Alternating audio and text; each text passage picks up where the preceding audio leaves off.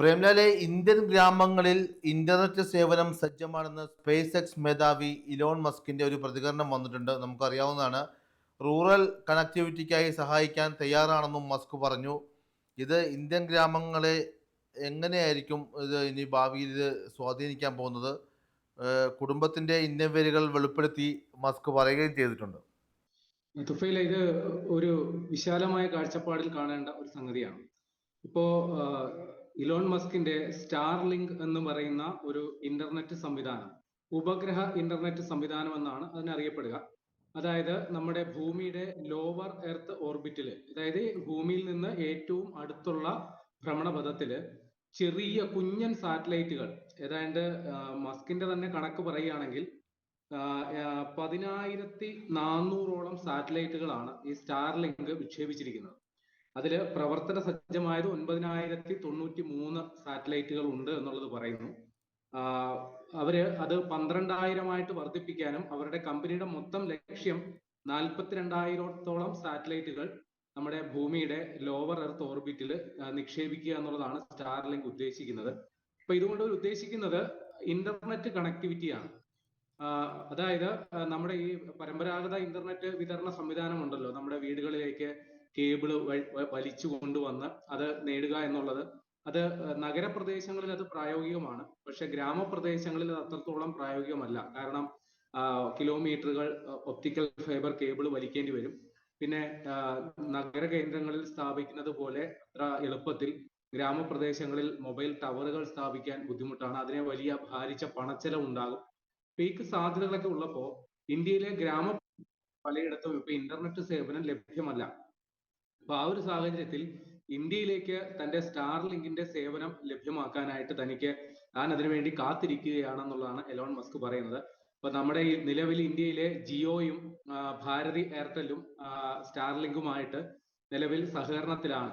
അപ്പൊ നമ്മൾ പരമ്പരാഗതമായി കണ്ടു ശീലിച്ച നമ്മുടെ ഇന്റർനെറ്റ് കണക്ഷൻ എന്ന് പറയുന്നത് എവിടുന്നെങ്കിലും നമ്മളൊരു ഒപ്റ്റിക്കൽ ഫൈബർ കേബിൾ വലിച്ചുകൊണ്ട് നമ്മുടെ വീടുകളിലോ ഓഫീസുകളിലോ എത്തിച്ച് മോഡം പ്രവർത്തിപ്പിച്ച് ഉപയോഗിക്കുക എന്നുള്ളതാണ്. പക്ഷെ സ്റ്റാർലിങ്കിന്റെ സേവനം നമ്മൾ ഉപയോഗിക്കുന്ന സമയത്ത് ഒരു ഡിഷ് ആന്റിന, അത് നമ്മുടെ വീടിലോ ഓഫീസിലോ അതിന്റെ എവിടെയാണോ അത് ഫിക്സ് ചെയ്യാൻ പറ്റുക അവിടെ ഫിക്സ് ചെയ്യുക. അത് ഉപയോഗിച്ച് നേരെ സാറ്റലൈറ്റുമായി ബന്ധപ്പെടുന്നു. ആ സാറ്റലൈറ്റിൽ നിന്ന് അത് എങ്ങോട്ടേക്കാണോ കണക്ട് ചെയ്യേണ്ടത് ആ ഡിവൈസിലേക്ക് ബന്ധപ്പെടുന്നു. അപ്പൊ ഇത് ഇന്റർനെറ്റ് സേവനം ഇല്ലാത്ത ഒരു സാഹചര്യത്തിൽ ഇത് വളരെ ഫലപ്രദമാണ്. പ്രത്യേകിച്ചും സാധാരണ നമ്മുടെ നാട്ടുമ്പുറത്ത് ഇന്റർനെറ്റ് വിതരണ ശൃംഖല ഉള്ളിടത്ത് തന്നെ ഏതെങ്കിലും തരത്തിൽ പ്രകൃതിക്ഷോഭം ഉണ്ടാവുകയോ അല്ലെങ്കിൽ ഏതെങ്കിലും സാങ്കേതിക കാരണം, ഇപ്പൊ യുദ്ധം മൂലമോ മറ്റോ ഇന്റർനെറ്റ് വിതരണം നശിക്കുന്നു, അല്ലെങ്കിൽ ഇപ്പോ ഈ സമീപകാലത്ത് ചുവന്ന കടലിൽ ഉണ്ടായ ഒരു പ്രതിഭാസമുണ്ട്. നമ്മൾ ഈ രാജ്യങ്ങളെ തമ്മിൽ പരസ്പരം ബന്ധിപ്പിക്കുന്നതിന് വേണ്ടി കടലിനടിയിൽ കൂടി ഒപ്റ്റിക്കൽ ഫൈബർ കേബിൾ സംവിധാനം സ്ഥാപിച്ചിട്ടുണ്ട്. അപ്പൊ അത് നമ്മുടെ ഈ റഷ്യയുടെ ഷാഡോ ഫ്ലീറ്റുകൾ ഓപ്പറേറ്റ് ചെയ്തത് മൂലം ചിലയിടങ്ങളിൽ ആ കേബിൾ വിതരണ ശൃംഖല തകരാറിലായിരുന്നു. അപ്പൊ ആ സമയത്ത് ഇലോൺ മസ്കിന്റെ ഈ ഇന്റർനെറ്റ് സേവന സംവിധാനമാണ് പ്രവർത്തന സജ്ജമായത്. നമ്മുടെ ഈ 3G നെറ്റ്വർക്ക് ഒക്കെ ഉണ്ടായിരുന്ന സമയത്ത് ഈ 3G നെറ്റ്വർക്കിനേക്കാൾ വളരെ വേഗതയിലായിരുന്നു നമ്മുടെ ഈ സ്റ്റാർലിങ്കിന്റെ ഇന്റർനെറ്റ് സംവിധാനം. അപ്പൊ ഇത്ര വേഗത കിട്ടാനായിട്ടുള്ള കാരണം ഈ സ്റ്റാർലിങ്കിന്റെ സാറ്റലൈറ്റ് നെറ്റ്വർക്ക് പ്രവർത്തിക്കുന്നത് നമ്മുടെ ഭൗമോപരിതലത്തിൽ നിന്ന് കേവലം 550 കിലോമീറ്റർ മാത്രം ദൂരെയുള്ള നമ്മുടെ ലോവർ എർത്ത് ഓർബിറ്റിലാണ് ഈ കുഞ്ഞൻ സാറ്റലൈറ്റുകളെയൊക്കെ നിക്ഷേപിച്ചിരിക്കുന്നത്. എന്നാൽ നമ്മുടെ പരമ്പരാഗത ഇന്റർനെറ്റ് വിതരണ ശൃംഖലയ്ക്ക് വേണ്ടിയിട്ടുള്ള സാറ്റലൈറ്റുകളൊക്കെ ജിയോ സ്റ്റേഷനറി സാറ്റലൈറ്റുകളാണ്. അതായത് ഭൂമിയിൽ നിന്ന് ഏകദേശം 36,000 കിലോമീറ്റർ അകലെയുള്ള ഒരു പ്രദേശത്തായിരിക്കും അത്തരം സാറ്റലൈറ്റുകൾ ഉള്ളത്. അപ്പൊ ആ ദൂരം ഒരു പ്രശ്നമാണ്. അപ്പൊ സാധാരണ നമ്മുടെ പരമ്പരാഗത ഇന്റർനെറ്റ് സേവനങ്ങളൊക്കെ ഈ ജിയോ സാറ്റലൈറ്റുകൾ വഴി പ്രവർത്തിക്കുമ്പോൾ ഇത്രയും ഒരു ദൂരം കവർ ചെയ്യാൻ ഉണ്ടാകുന്ന സമയം അത് പ്രശ്നമായിരുന്നു. പക്ഷെ ഇപ്പോൾ നമ്മുടെ 5G നെറ്റ്വർക്ക് സംവിധാനം വന്നതോടുകൂടി ഒപ്റ്റിക്കൽ ഫൈബർ കേബിൾ സംവിധാനത്തിലൂടെ 5G സാങ്കേതിക വിദ്യ ഉപയോഗിക്കുന്നവർക്ക് ഈ സ്റ്റാർലിങ്കിനേക്കാൾ വേഗതയുണ്ട് എന്നുള്ളതാണ് നമ്മൾ മനസ്സിലാക്കേണ്ടത്. അപ്പൊ സ്റ്റാർലിങ്ക് കൊണ്ട് ഉദ്ദേശിക്കുന്ന ഇത്രയേ ഉള്ളൂ, ഇന്റർനെറ്റ് സേവനം ലഭ്യമല്ലാത്ത പ്രദേശങ്ങളിൽ, ഇപ്പൊ ഗ്രാമപ്രദേശങ്ങളിലോ ഒറ്റപ്പെട്ട ചില മേഖലകളിലോ ഉണ്ടെങ്കിൽ അവിടെ ഈ സംവിധാനം ഉപയോഗിക്കാം എന്നുള്ളതാണ്. അപ്പൊ അതിനുവേണ്ടി ഇന്റർനെറ്റ് സേവനം ഇന്ത്യയിലെ ഗ്രാമപ്രദേശങ്ങളിൽ ലഭ്യമാക്കാൻ തനിക്ക് സന്തോഷമേ ഉള്ളൂ എന്നാണ് മനസ്സിലാക്കുന്നത്. അപ്പൊ ഈ സ്റ്റാർലിങ്ക് ഈ ഒരു മുത്തുമാല പോലെ ചില സമയത്ത് നമ്മുടെ ആകാശത്ത്, ഭാഗ്യമുള്ളവർ ചിലവർ കണ്ടിട്ടുണ്ടാകും, ഇങ്ങനെ നീങ്ങുന്നത് ചിലർക്ക് ദർശിക്കാൻ പറ്റും.